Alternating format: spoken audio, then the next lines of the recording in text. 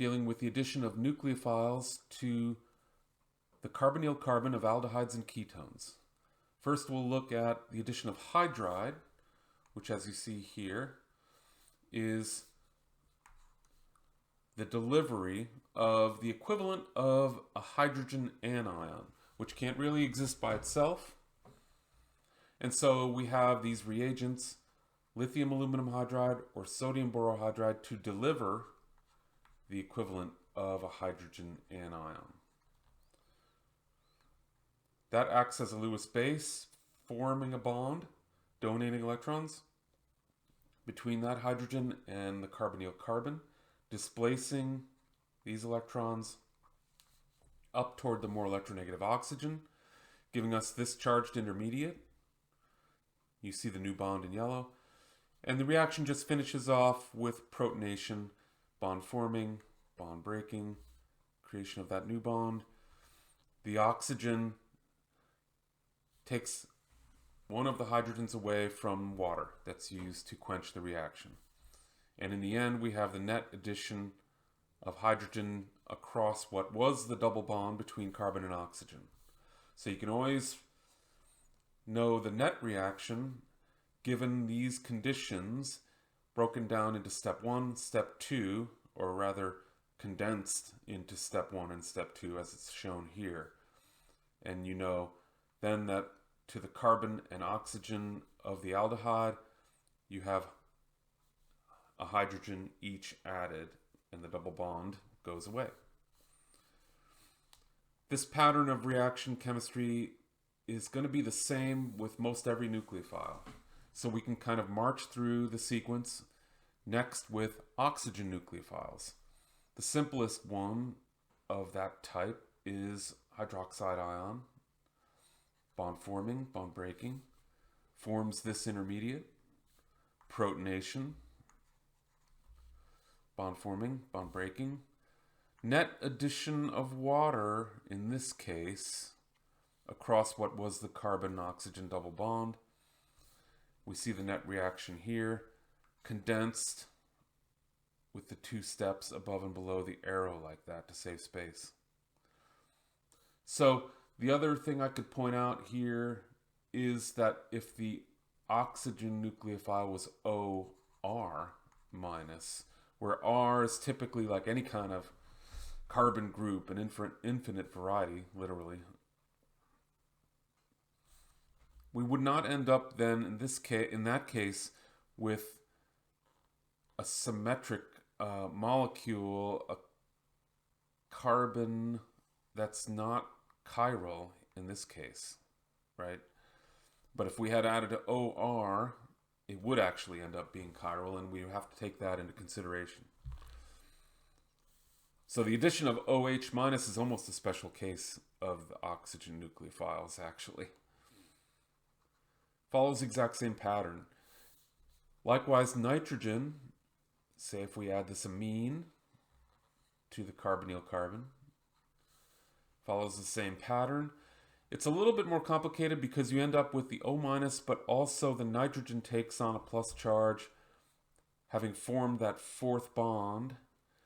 Nitrogen's plus 5 on the periodic table, minus 1, 2, 3, 4. That's a plus nitrogen. And so we can abbreviate protonation of the oxygen as adding a proton, and deprotonation of the amine as subtracting a proton, plus and minus H+. One can imagine that this could go through an intramolecular protonation like this. Kick these electrons onto the plus charged nitrogen, and there you have your plus and minus, plus a proton, minus a proton. Net addition of hydrogen and an amine group across what was the carbon-oxygen double bond. And definitely here you generate a new chiral center. Condensing into one step, 1 and 2, amine, water. The water would probably help the protonation-deprotonation reaction take place, and it might even help it take place intermolecularly. So rather than the oxygen grabbing a neighboring hydrogen here, it could potentially add or grab a hydrogen from water. Water could potentially remove a hydrogen from here, from the amine. So it's alternative ways to look at it. Not really a big deal adding and subtracting protons. We can look at the same exact reactions taking place with the ketone, starting material, with the same ketone. In this case, I put the chiral center of the ketone as being S. So we're starting with a pure S molecule, enantiomerically pure, we would call it. With the hydride reagents, we would have the choice of the hydride adding either to the top face or the bottom face.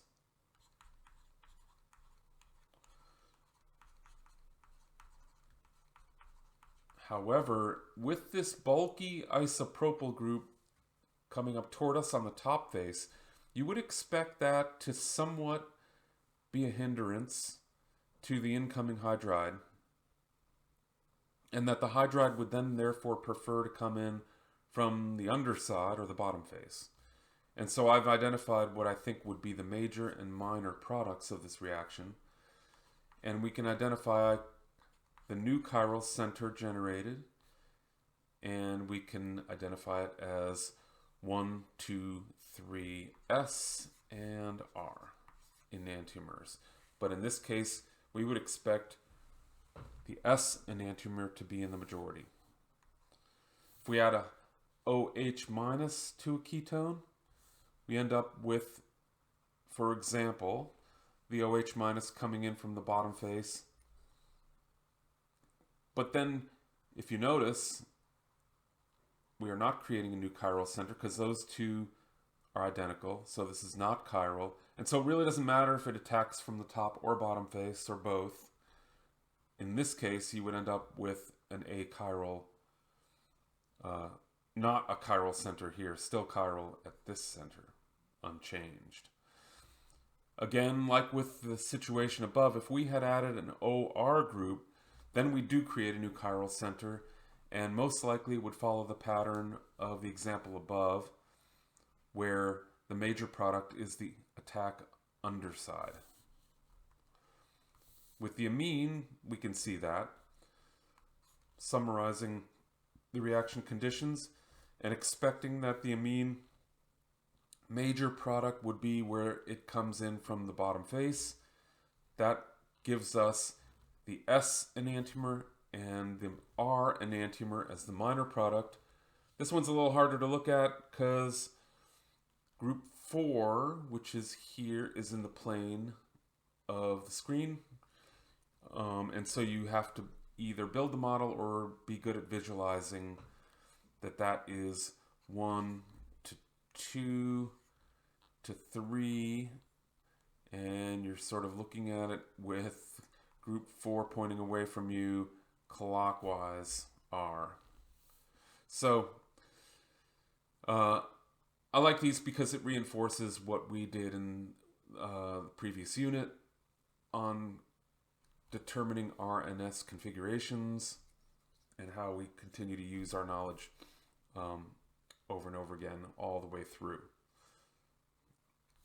The next video will deal with addition of carbon nucleophiles in several examples.